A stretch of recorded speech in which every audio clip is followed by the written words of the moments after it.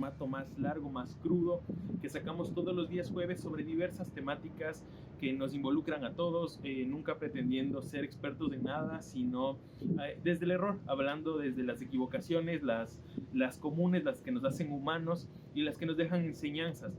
En esta ocasión, el tema de esta semana va a ir dirigido a los jóvenes ilustradores, a las personas que están iniciando en su carrera de ilustración, quizás tienen dudas sobre cómo iniciar, qué hacer, hacia dónde acudir, tal vez en su entorno no tengan familiares artistas o ilustradores y tengan muchas dudas, tal vez tengan intuiciones de que esta carrera les pudiera gustar. Vamos a ir resolviendo, como todas las semanas, unas preguntas que he pedido que me preparen y que tal vez ilustren un poco el camino de estas personas que están iniciando en el mundo de la ilustración. Vamos con la primera. Soy bueno dibujando en papel, pero ¿qué programa recomiendas para dibujar en digital? Primero que nada, esta no es una pregunta que tenga una única respuesta, pero te voy a dar ciertos elementos que me vienen a la cabeza para que en función de eso tú puedas tomar la decisión. La primera es el dinero. Los programas de diseño tienen un costo. Los desarrolladores, las empresas que desarrollan estos programas tienen opciones gratuitas, pero también opciones premium, o lo normal en América Latina suele ser hackear, craquear estos programas de diseño, de ilustración, de animación, pero no sería lo ordinario. Digamos que estos programas tienen un costo, las licencias de estos programas tienen un costo que no suelen ser accesibles al bolsillo de todas las personas. Entonces, me parece que ese es un primer criterio a tomar en cuenta, el costo de un programa. Necesariamente no podemos dejar de lado que tal vez yo te pueda recomendar aquí un programa excesivamente caro o barato, pero el criterio económico es importante, que sepas que los programas de ilustración tienen un costo. Un segundo criterio que me parece sumamente importante tener en cuenta es el tema de la capacidad, del peso. Estos programas de diseño también suelen ocupar mucho espacio en la memoria de procesamiento y en la memoria en el disco en sí, porque son programas que trabajan con mucho peso, van cargándose constantemente, exigiéndole mucho al computador. Y necesariamente, como te das cuenta, no tiene que ver solo con el tema del costo, de lo que te podría costar el programa, sino con el peso del programa en sí mismo y el equipo que tú tengas en casa. Tal vez una persona que me vea que tenga el último equipo, la última Mac que salió, pueda costearse un paquete muy pesado, un programa muy pesado. Sin embargo, muchas de las personas que verán este video tal vez no lo tengan. Entonces, un primer criterio para decidir cuando estás haciendo una búsqueda es el costo, luego el peso que tiene ese programa en tu equipo. Otro criterio importantísimo para saber qué programa utilizar también es la perspectiva que tengas de tu trabajo, si es un hobby o es algo más profesional. Actualmente las empresas que solicitan diseñadores, ilustradores, incluso llegan a pedir el expertise en ciertos programas concretos. Sin duda, la plataforma o la nube que es más diversificada es la nube de Adobe, ¿no? Que es la que tiene tal vez la mayor cantidad de programas interconectados, que es la dueña de Photoshop, de Illustrator, de Premiere, de Audition, etcétera, etcétera, de Encoder, de todas este amplio abanico de programas, ¿no? Sin embargo, tienes que saber que cuando las empresas reclutan, piden una serie de programas que no necesariamente a veces están pedidos por diseñadores. Cuando las empresas solicitan a veces el expertise en un programa o en otro, la persona que pide puede ser un empresario o una persona de talento humano o un gestor social que muchas veces no saben de lo que están hablando. Entonces, cuando ponen, necesitamos un diseñador que sea experto en uno u otro programa, a veces no tienen ni pies ni cabeza. Piden un experto en diseño, que es decir, que es una carrera, que es una profesión, que tienes que tener un montón de conocimientos técnicos, de principios, pero piden que sea experto en Figma o piden que sea experto en Canva, cuando tú como diseñador aprendes a ocupar programas mucho más complejos. El ejemplo más simple, el Adobe Illustrator, que es un programa de diseño, puede ser muchísimo más complejo que el Canva, pero en las empresas te piden que domines Canva, lo cual no tiene ningún sentido porque tú sabes manejar un instrumento mucho más complejo. Haciendo un paréntesis, me parece importante que siempre apliques, no con el ánimo de mentir en tu currículum o sobre tu expertise, sino porque suele pasar mucho esto en la búsqueda de proyectos. Muchas veces buscan diseñadores y ponen una serie de requisitos sin saber realmente lo que necesitan. Entonces, puede ser una buena práctica no solo para saber cuánto es tu coste en el mercado, sino en general para ver de qué se trata el proyecto en sí, hacer la aproximación, lanzarte a la convocatoria del proyecto y luego tú ves si realmente la solicitud de empleo que hacen es correcta o no. Me ha pasado, me he encontrado muchas veces en convocatorias de personas que no son diseñadores que ponen los requisitos que debería tener un diseñador, y eso es un contrasentido, ¿no? No propongo que te lances o te aventures a mentir, mucho menos a fingir algo que no sabes, o tal vez a lanzar tu proyecto que no sea de tu talla, porque puedes dañar lo único que tienes, que es tu reputación. Pero sin embargo, que tengas en cuenta esto, que muchas veces las personas que hacen las convocatorias no saben de lo que están hablando. Eso me regresa al punto que hablábamos, tiene que ver también cómo te vas a lanzar a esto a nivel profesional. Entonces, si tú quieres manejar un programa y lo estás haciendo de manera profesional, quizás sea importante que sepas cuál es el estándar en el mercado. Yo me atrevería, sin lugar a dudas, a decir que la nube actualmente, a la fecha que sale este video, la mejor posicionada en términos generales es el paquete de Adobe, el Adobe Cloud, que tiene toda su serie de programas y que te permiten interconectar diferentes recursos, que puedes estar haciendo un video, una foto, Lightroom, estás editando fotografía, es decir, es una nube bastante amplia y es la mejor posicionada en el mercado. Sin embargo, programas, hay X cantidad de programas de diseño, ¿no? El último criterio que me viene a la cabeza es el tema de la especificidad. Yo tenía un profesor que nos hizo una excelente recomendación, decía que al menos los ilustradores y los diseñadores tenían que tener cubiertos 3 niveles. Un primer nivel que era saber de todo, no saber a la perfección todo, pero sí saber de todo como un concepto de cultura general, de tener una educación general, ser culto en el ámbito del diseño. Luego saber bien algo, o sea, ejercitar un músculo en alguna parte puntual del diseño, saber muy bien, trabajar mucho de eso y finalmente ser experto en algo. Dedicarte con mucha vocación, con mucho criterio técnico, con mucha afición a un tema en particular, y eso hará que en general tú puedas participar de distintos rangos y distintos niveles de los proyectos de diseño. Entonces se me ocurren esos 4 criterios para que tú elijas tu mejor programa para pasar del papel al diseño digital, ¿no? El dinero, el peso del programa, las competencias o los requerimientos de parte de los profesionales y el nivel de expertise que tengas, o el nivel de especificidad que tenga un proyecto de diseño en función de tus necesidades, de tu arte, ¿no? Con esos 4 criterios yo creo que podrás hacer una búsqueda y creo que podrás hallar el programa de tu necesidad, pues programas hay varios. Vamos con la segunda pregunta, que dice, ¿vale la pena comprar el paquete de Adobe? Este es un tema de licencias, de copywriting. Lo ideal, en el mundo ideal, es que tú puedas costearte una licencia de cualquier programa que utilices, porque pasa por un tema de derechos de autor. Ahora yo sería un mentiroso si te dijera que todas las personas tienen para pagar los altos costos de los programas. Al menos desde mi conocimiento, no solo en América Latina, yo estudié en una universidad española, entonces tengo muchos compañeros españoles, y no solo en LATAM, sino también en Centroamérica, y es común hablar del altísimo costo de las licencias, incluso para las empresas. Para las empresas es un gasto, una inversión fuerte el tema de las licencias. Entonces yo te diría que sí, evidentemente por un tema de derecho de autor, lo ideal sería que tú pagues todas tus licencias. Ahora te digo, eso es un deber ser.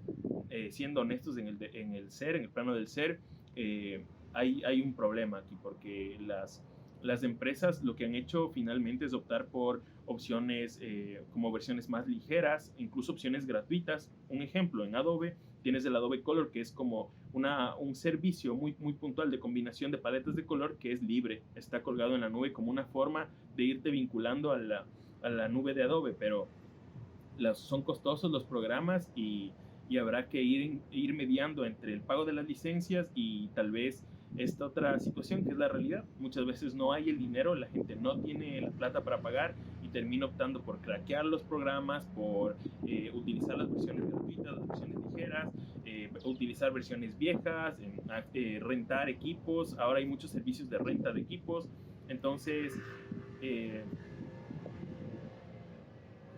yo te diría eso. Yo te diría que medies entre lo que puedes y lo que debes hacer, ¿no? Vamos con la pregunta 3. ¿Se cobra por diseño o por hora? El tema del cobro a nivel de diseños, de ilustraciones, es muy, pero muy variado.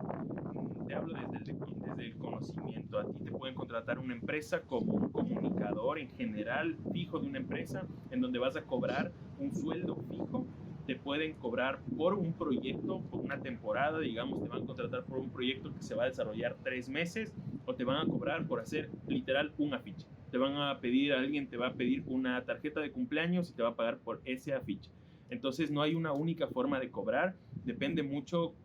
Hay una frase que dice como llega la pelota hay que patearla, ¿no? Como pateo como llega la ola, y es un poco eso.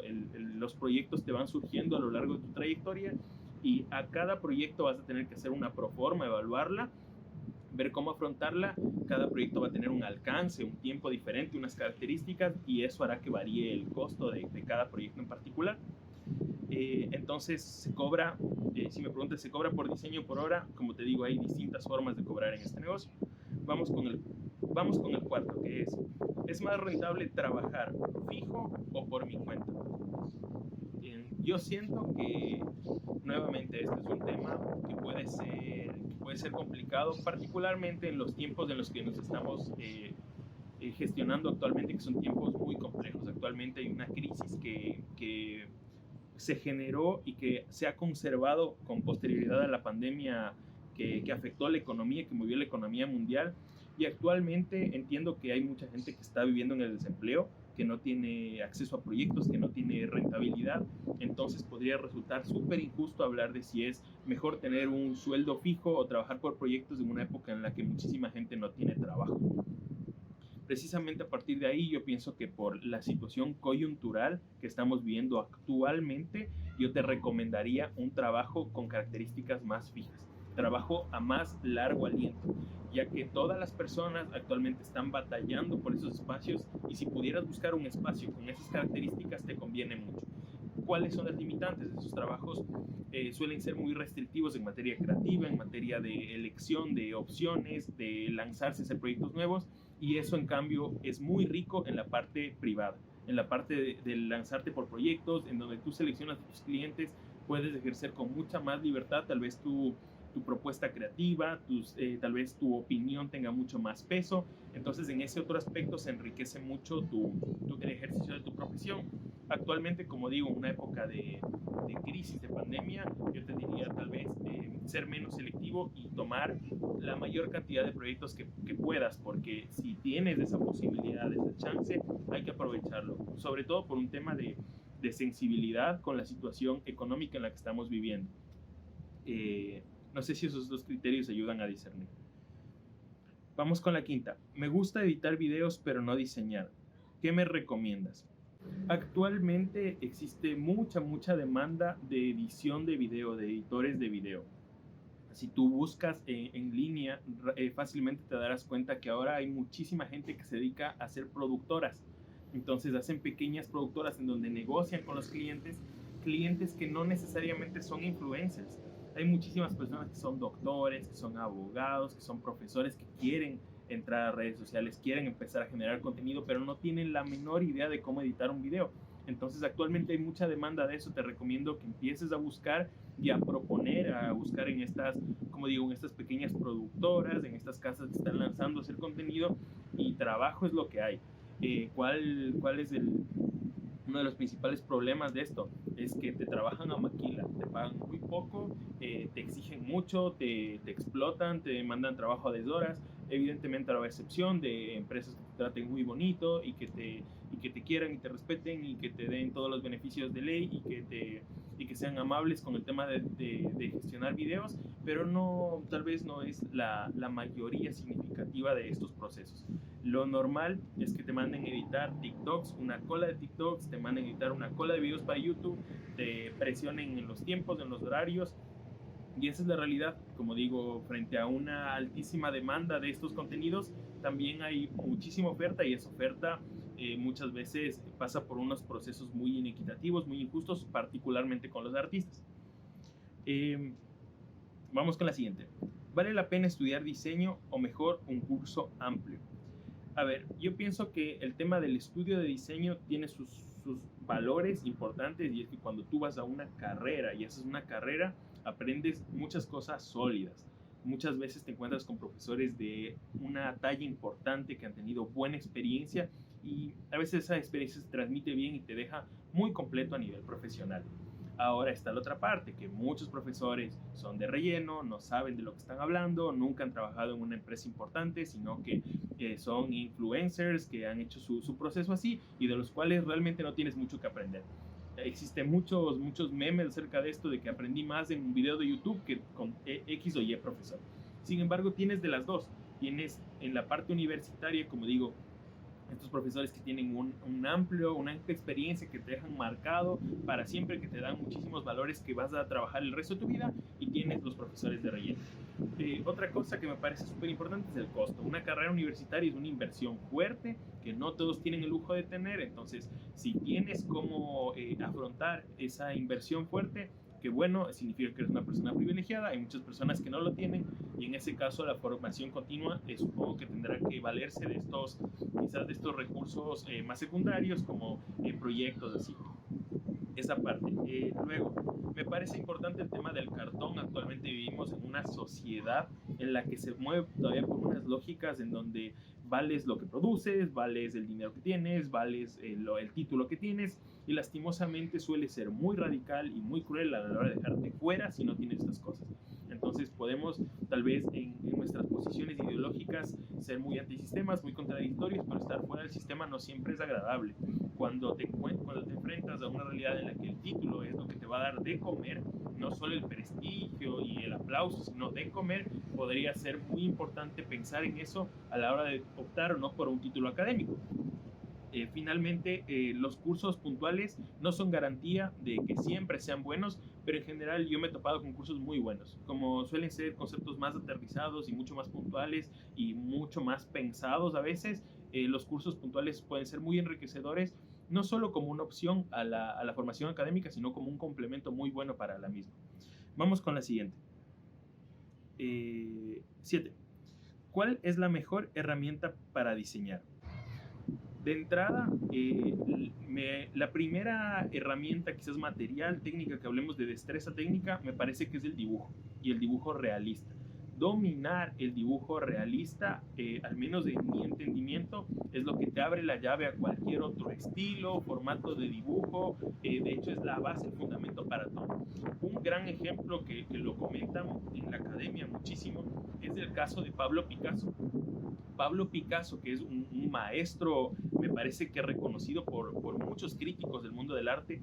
Pablo Picasso no empezó con el cubismo, no es que él desarrolló cubitos y empezó a dibujar a través de ahí. Él fue un gran maestro realista cuando era muy joven, y luego de ser un gran maestro realista se metió de lleno en buscar un estilo propio, pero primero fue un maestro realista. Entonces el dibujo, al menos hasta donde es de mi entendimiento, genera unas conexiones entre la mano y la cabeza, un ejercicio en el desarrollo de imágenes nuevas que es muy bueno para a nivel de salud mental incluso, y además que te genera una destreza técnica para diseñar luego sobre cualquier tema. Pero quizás como desde una perspectiva más filosófica, me parece súper importante la experiencia. Yo, cuando he tenido la oportunidad de tener pasantes a mi cargo, trabajar con otros colegas, me he dado cuenta que tener una vida con muchas experiencias que trasciendan el mundo del arte es súper importante. Les va a pasar que luego uno encuentra soluciones a un problema técnico de diseño en jugar un deporte, o hacer una cosa en una edición de video. Encuentras una solución a cómo resolver un storyboard, porque estás trabajando en tu línea de tiempo del Premiere y de repente dices, esto me sirve perfecto para lo que estaba haciendo acá. Estás jugando con unos planos en Maya, por ejemplo, estás moviendo los planos y te aparece una solución a un dibujo. Entonces, mientras más uno va interconectando las artes Por eso yo recomiendo mucho hacer tal vez música, tal vez deportes, tal vez hacer cosas que no tengan escultura, cosas que aparentemente no tuvieran nada que ver con el dibujo. Eso te va enseñando mucho sobre el dominio del espacio, sobre las texturas, sobre los colores, el funcionamiento de las luces, y eso hace que tú seas mejor diseñador. Entonces, yo diría que la destreza técnica más importante, pienso que es el dibujo y sobre todo el dibujo realista, pero luego como un plano más filosófico me parece que la experiencia humana, saber mucho, conocer mucho, leer mucho, también ayuda. Pareciera que no tuviera nada que ver, pero claro que ayuda a la hora de hacer diseños. Vamos con la siguiente. Si aún no me gradúo, puedo trabajar como diseñador 100%.